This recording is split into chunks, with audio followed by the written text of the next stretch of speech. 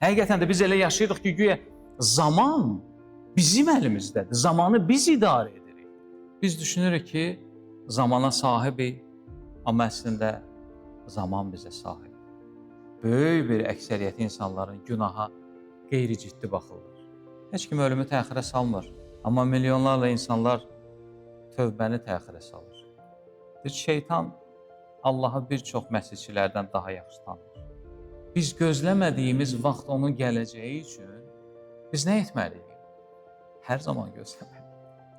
Biz burada yalnız Allahı tanıyanlar olmamalıyıq. Biz Allahı tanıyıb ona itaət göstərənlər, onu sevənlər olmalıyıq.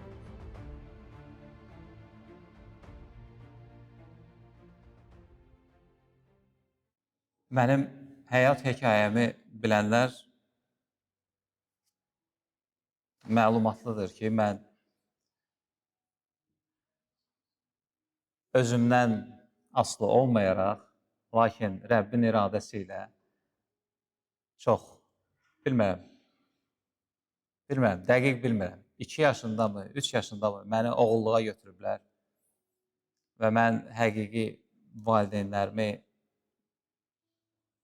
bilmirdim kim olduğunu və mən Sumqayıt şəhərində böyümüşəm. Təxmini 2002-ci ildə oradan köçmüşəm və orada böyüdüyüm ev, daha doğrusu mənzil mənim üçün çox doğma idi. O evi mən evlənməzdən əvvəl təmir edə bildim və 27 yaşına qədər divarda mənim hansısa bir dəmir əşya ilə və yaxud karandaşla cızmaqara etdiyim və evin təmirini korladığım divarlar qalırdı. Və mənim üçün çox doğma ev idi o ev. Və maraqlıdır ki, 2002-ci ildə mən o evi satdım və Bakıya öz doğma bioloji valideynlərimin yanına köçdüm. Onların verdiyi yerdə yaşamağa başladım. Və o ildən başlayaraq qəribə, mən serial yuxular görməyə başladım. Ancaq o serial, bilirsiniz necə seriala bənzirdi? Elə bir ki, eyni seriya təkrarlanır. Bir ildə bir neçə dəfə olurdu və yaxud. Ancaq müntəzəm olaraq, demək olar hər il mən eyni məzmunlu bir yuxu görürdüm. Yuxunun qısa olaraq məzmunu bundan ibarət idi ki, mən gəlirəm o evə, çıxıram 4-cü mərtəbəyə, qapı ya açıq olur, yəni necəsə qapının açarı məndə olur, qapını açıram, girirəm içəri və görürəm evdə heç kim yoxdur, məskunlaşıram və hətta qonaqlar qəbul edirəm. Və bütün yuxular təxmini belədir və yuxunun içində narahat olduğum bir məqam var. Mən bilirəm ki, yuxuda bilirəm ki, mən bu evi satmışam. Yuxuda bilirəm ki, bu ev mənə məxsus deyil. Qanuni olaraq mənə məxsus deyil. Lakin yaşayıram. Və hər zaman belə bir qorxu var ki, ev sahibi indi gələcək.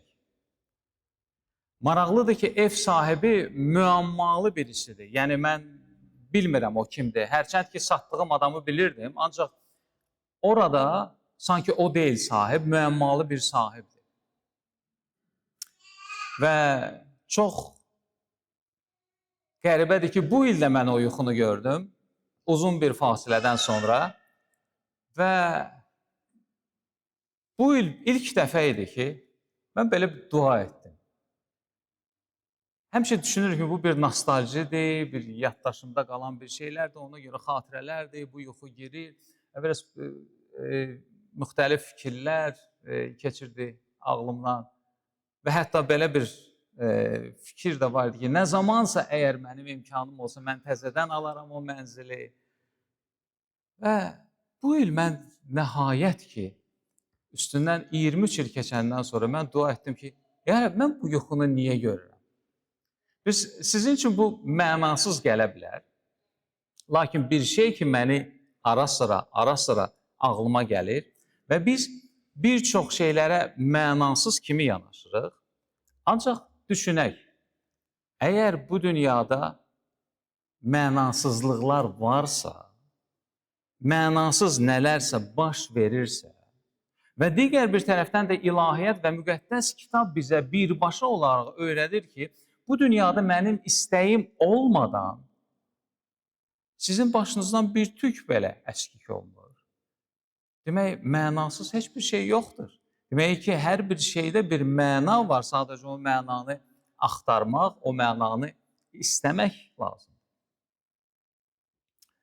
Və mən demirəm ki, 5 dəqiqə, 10 dəqiqə uzun uzadı. Sadəcə qısa bir dua etdim ki, yəni, mən nə üçün bu yuxunu görürəm? Çox maraqlıdır ki, yenə də bir neçə aydan sonra mən artıq unutmuş bir vəziyyətdə idim və əgər xatırlayırsınızsa, biz 3-cü həftədir, sahib və idarəçi, sahib və nökər mövzusu haqqında danışırıq. Və mən başa düşdüm ki, Rəbb bu röya vasitəsilə mənə sadəcə göstərir ki, ümumiyyətlə bütün həyatın belə olmalıdır ki, sən gözləntidə olmalısan. O evdə yaşayan zaman, yuxuda, mən həmişə deyirdim, sahib gələcək. Sahib gələndə mən ona nə deyəcəm? Burada qaldığımı necə əsaslandıracam? Mən necə girmişəm bu evə? Necə yaşayıram? Və onun heç bir şeyini korlamamışam ki. Və mən fikirləşdim ki, mən belə əlaqələndirirəm. Və düşünürəm ki, məndə müqəddəs ruh var və bu doğru bir əlaqədir ki, ümumi bu röyalar mənim həyatım haqqındadır.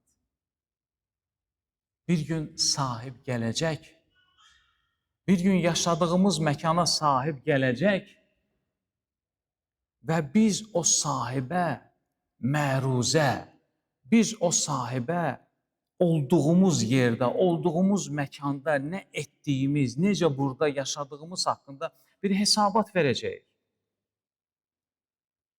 Matta müjdəsi 24-cü fəsil 36-cı, 44-cü ayələrdə biz milada hazırlaşan zaman Məsihin ikinci gəlişinə də öncədən söylədiyimiz kimi hazırlaşmalıyıq və burada Məsihin öz kəlamından mən oxumaq istəyirəm. 36-cı, 44-cü ayələr. Lakin o günü və o saatı nə göylərin mələkləri, nə də oğul bilir. Atadan başqa heç kim bilmir. Nuhun günləri necə idisə, bəşər oğlunun zühuru da elə olacaq. Daşqından əvvəlki həmin günlərdə Nuhun gəmiyə girdiyi günə qədər insanlar yeyib içir, evlənir, ərə gedirdi. Daşqın gəlib hamısını aparana qədər bir xəbər edilər. Bəşər oğlunun zühuru da belə olacaq. O zaman tarladakı 2 nəfərdən biri götürüləcək, o birisi isə qalacaq. Dəyirmanda dən üydən 2 qadından biri götürüləcək, o birisi isə qalacaq. Ona görə də oyaq olun. Çünki Rəbbinizin hansı gün gələcəyini bilmirsiniz. Amma bunu bilin ki, əgər evin yiyəsi oğrunun gecə hansı saatda gələcəyini bilsəydi, oyaq qalıb evinin yarılmasına imkan verməzdi. Buna görə də siz də hazır olun. Çünki bəşər oğlu gözləmədiyiniz vaxt gələcək. Bu, Rəbbin kəlamıdır. Amin, həmd olsun ona. Ümumiyyətlə, bu 36-cı ayə ilə 44-cü ayə arasındakı o ayələri götürsək və ilk fikirlə son fikri əlaqələndirsək, bağlasaq, maraqlı bir cümlə alınacaq bizdə. O gün və saat barədə heç kim bilmir. O gün və o saat barədə heç kəs bilmir. Buna görə də nə olun? Hazır olun. Amin. Və Rəbb bugün bu kəlamı bizə çatdırır ki, biz hazır olaq. Biz hazırlardan olaq. Həmd olsun ona. Zaman çox qəribə bir şeydir. Mən zaman sözü gəldikdə həmişə Avqustinin o məşhur ifadəsi yadıma düşür. Çox qəribədir. Zaman sanki bizim hamımızın anladığı bir məfhumdur. Sanki bizim hər birimizin zaman haqqında anlayışımız var. Lakin Avqustinin gözəl bir cavabı var. Gözəl bir tərifi var, zamana verdiyi gözəl bir tərifi var. Deyir, zamanın nə olduğunu məndən soruşuncaya qədər sanki zamanın nə olduğunu bilirdim. Zamanın nə olduğunu məndən soruşuncaya qədər zamanın nə olduğunu bilirdim. Demək ki, zamanın içində o qədər sirli, o qədər mistik bir həqiqətlər var ki, Yaradanın hər kəs üçün və hər şey üçün bir zamanı var. Hər kəs üçün, mənim üçün, sənin üçün və hər şey üçün, burada olan hər bir şey üçün, hər bir əşya üçün müəyyən bir zamanı var. Təyin etdiyi bir zamanı var. Hər bir şey bir zaman içində yaradılır, bir zaman içində də getmək dövrü var. Zaman ötdükcə hər kəs və hər şey müəyyən edilmiş, gözə görünməz bir sərhəddə yaxınlaşır. Hər şey və hər kəs gözə görünməz bir sərhəddə yaxınlaşır. Biz keçən həftə, ola bilsin ki, gələn həftədə olmasın elə bir şey, ancaq gələn ay, gələn il, biz kiminsə bu dünyadan köçdüyünü eşidəcəyik. Və o insanlar o gözə görünməz sərhəddə bugün addımlayırlar. Və əslində biz də addımlayırıq o gözə görünməz sərhəddə. Və biz bilmirik o sərhəd haradayır. Biz elə yaşayırıq ki, güya zaman sonsuzdur. Bu iradı mənə tez-tez öz həyat yoldaşım tutur. Sən elə iş görürsən ki, sanki əbədiyyət sənin sərəncamındadır. Həqiqətən də biz elə yaşayırıq ki, güya zaman bizim əlimizdədir. Zamanı biz idarə edirik. İstəyərəm edərəm bunu, istəmərəm etmərəm, istəyərəm bugün edərəm, istəyərəm 10 ildən sonra edərəm. Sanki zamanı idarə edən bizik və biz zaman üzərindəyik. Biz anlayırıq biz hansı iddiaya düşmüşük ümumiyyətlə. Zamanı idarə etmək istəyimizlə biz anlayırıq ki, biz hansı iddiadayıq. Sən anlayırsan ki, sən hansı iddiadasan? Zamanı idarə etmək istəyən zaman.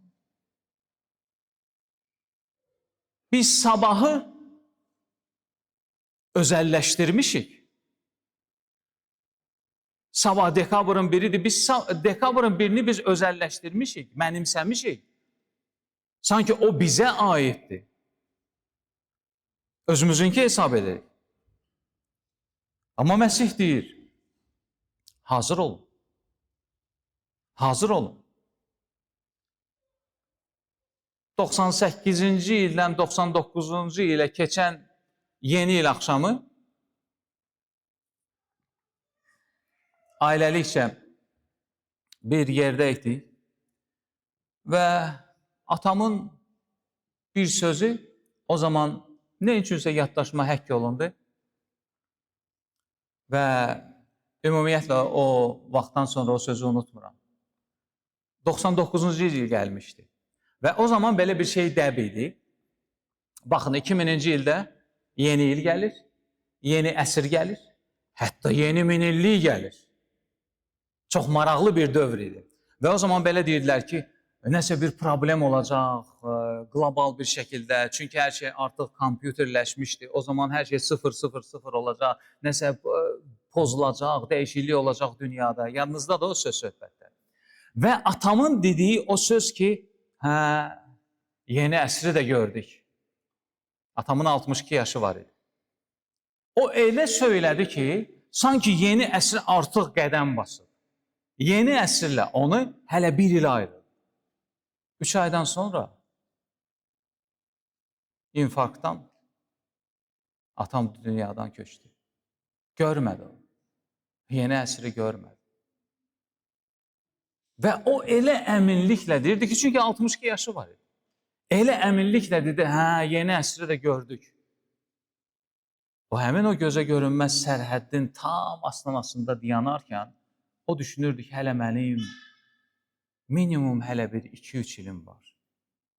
Bu dəqiqə biz burada oturmuşuq. Mən dünən qardaşımla oturanda biz fikirləşirdik.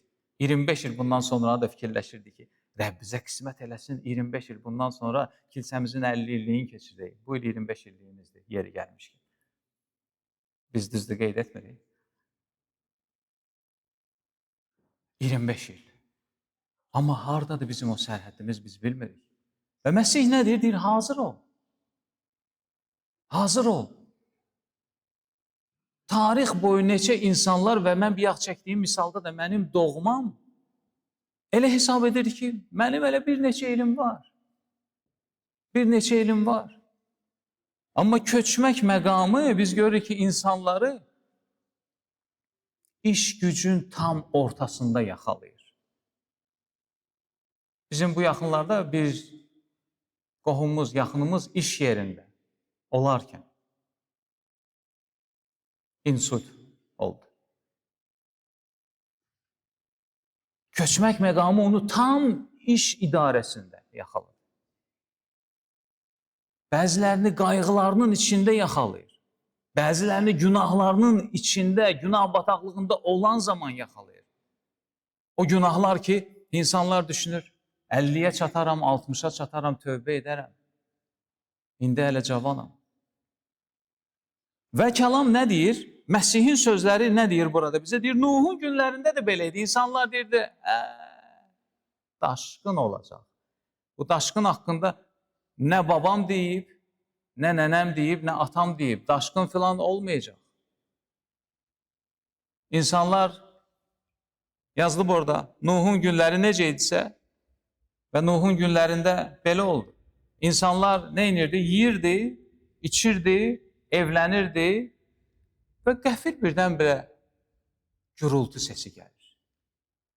Günün qarşısı tutulur və bir damcı, ilk damcı onların üzərinə gəlir. Bu xəbərdarlıqdır. Bir damcı. Göy tutulur, görmürük. Göy gürüldəyir, görmürük.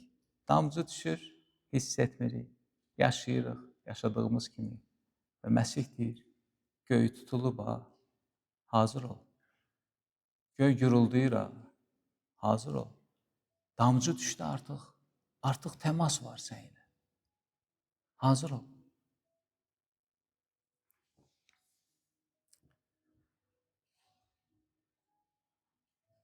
Rəbbin mərhəməti, Petrin məktubunda var, Rəbbin mərhəməti şuuri, anlayışı təhrif olmuş insan üçün bəzən nicat gətirmir ona. Yəni, Rəbb möhlət verir. İnsansa bu möhləti başqa bir şey üçün istifadə edir. İnsan başqasının ölümünü görür, deyir, məndən yan keçdi. Başqasına dəyən daşı görür, deyir, məndən keçdi. Ona deyildi, mənə deymədi. Amma insan, biz bilmirik ki, o daş bizə bir örnək üçündür.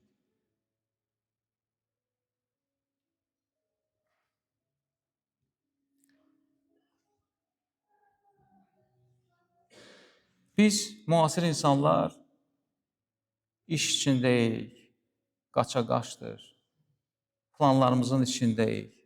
Və əslində, çox zaman biz bunların içində boğuluruq. Həyatın mənası haqqında danışırıq, kitablar oxuyuruq. Dünyanın iqtisadiyyatı, dünyanın siyasəti haqqında mübahisələr edirik. Amma öz aqibətimiz haqqında, öz vəziyyətimiz haqqında, öz sonumuz haqqında, öz sahibə, ev sahibinə verəcəyimiz hesabatımız haqqında heç düşünmürük. Öz hazırlığımız haqqında düşünmürük. Və bütün bu şeylərin içində ev sahibi deyir, gəlirəm. Gəlirəm. İnanmırsan, müqəddəs kitabı oxu. Necə ki, mənim bədəndə gəlməyimə inanmırdılar və mən gəldim. Bu dəfə mən hakim kimi gəlirəm. Biz düşünürük ki, zamana sahibik, amma əslində zaman bizə sahibdir. Hansımızı zaman gücsüz etmədi, hansımızın saçlarını zaman ağartmadı, hansımızı taqətdən salmadı. Biz zamana sahib deyilik, zaman bizə sahibdir. Və biz elə bilirik ki, gələcəyi idarə edirik. Amma Məsih deyir, evin sahibi sənin gözləmədiyin vaxt gələcək. Sənin gözləmədiyin vaxt gələcək. Gözləmədiyin vaxt gələcək. Biz gözləmədiyimiz vaxt onun gələcəyi üçün biz nə etməliyik? Hər zaman gözləməliyik. Hər zaman gözləməliyik.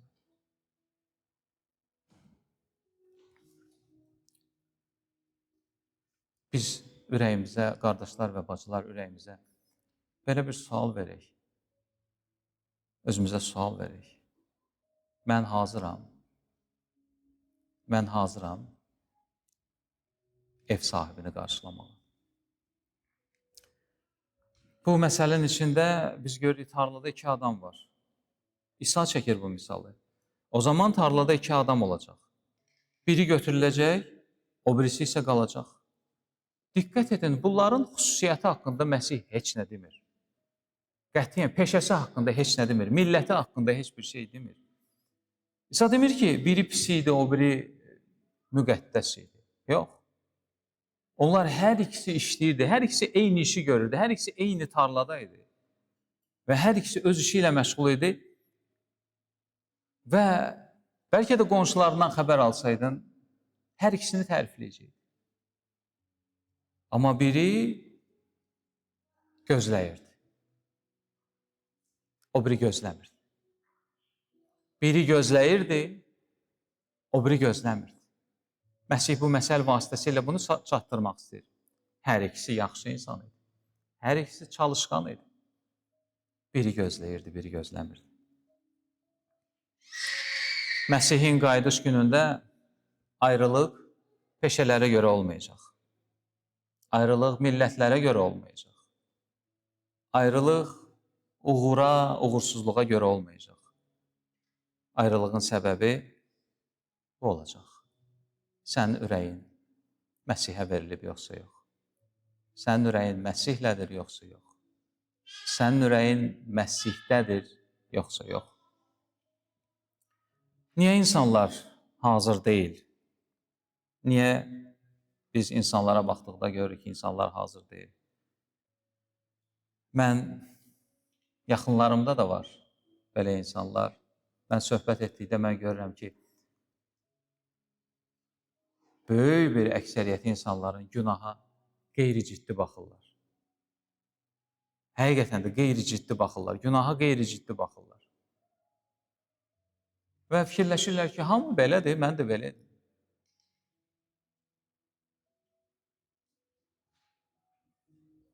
Günaha sadəcə bir səhv kimi baxırlar və bir neçə dəqiqədən sonra, ən yaxşı halda bir neçə gündən sonra o günahı tamamilə etdiyimizi unuduruq və fikirləşirik ki, bu da həyatımızın bir səhv səhifəsi idi və çevirdik onu. Amma əslində günah, müqəddəs kitabı biz oxuyanda görürük ki, günah faciədir, səhv deyil. Və bu faciənin səbəbi ondadır ki, günah Allaha qarşı üsyankarlıq. Məsih yalnız xilaskar kimi deyil, həm də hakim kimi gələcək.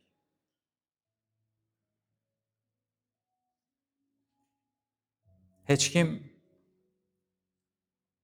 yenə də deyirəm, biz bu sözləri müxtəlif qəbul edə bilərik. Heç kim ölümü təxirə salmır. Heç kim ölümü təxirə salmır. 30 yaşında da insan ölür. 40 yaşında da, 50-də də, 70-də də, 80-də də. Heç kim deyə bilməz ki, mən 80 yaşayacağım. Heç kim deyə bilməz ki, 70 yaşayacağım. Ölüm 20-də də olur, 30-da da, 40-da da. Heç kim ölümü təxirə salmır. Amma milyonlarla insanlar tövbəni təxirə salır. Tövbəni təxirə nə üçün salır? Çünki onlar ağıllarında ölümü təxirə salırlar. Onlara görə ölüm 70-də, 80-də gələcək. Ölümü təxirə saldığımıza görə biz tövbəni təxirə salırıq. Bu zamanın aldatmasıdır. Sabah, sabah, sabah. Amma sabah sözü müqəddəs kitabda bir misal var. Yəqin ki, hamınız bilirsiniz. Filan şəhərə gedəcəm, filan işlər görəcəm və Rəbb deyir ki, sabah mənimdir.